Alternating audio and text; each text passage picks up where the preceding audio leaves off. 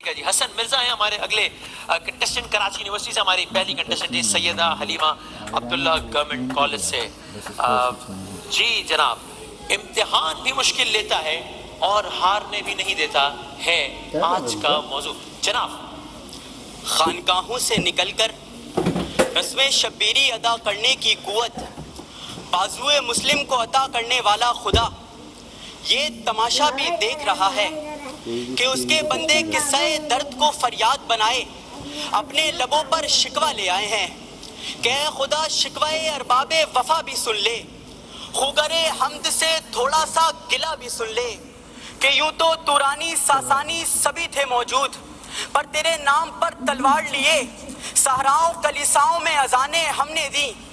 ہم ہی تھے جو تیرے نام کی عظمت پر لڑتے اور اپنے لہو سے مقتل کو رنگین کرتے تھے۔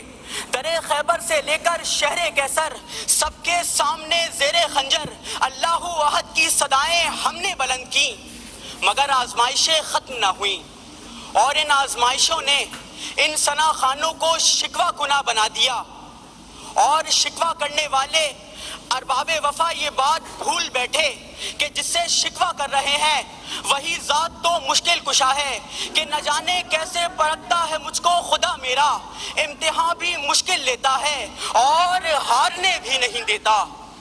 عشق جب آزمایا جاتا ہے تو آگ بھی گلزار ہو جاتی ہے صدر علی وقار، کہ خدا جب طالوت کا امتحان جالوت کے عظیم لشکر کے سامنے لیتا ہے تو طالوت کا ذوق یقی دیکھ کر اسے کم من فیتن قلیلتن غلبت کا مصداق بنا دیتا ہے۔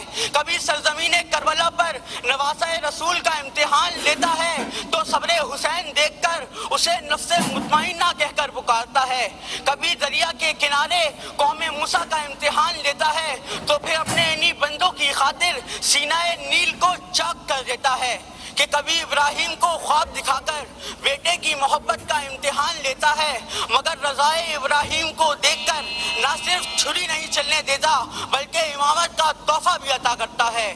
کہ جنگ بدر سے کوہ احد تک، غزوہ تبوک سے یرموک تک، ظلمت جہاں جہاں تھی وہاں نور ہو گیا، پھر شب مشک جہان کافور ہو گیا، کٹتی تھی شب غروب کا سجدہ درود کو، سیارے ہفت وضو بنے تھے درود کو۔ رائٹ جناب، بہت شکریہ حسن مرزا صاحب، آپ کا تعلق کراچی۔ اگلے کنٹیسٹنٹ آئیے گا۔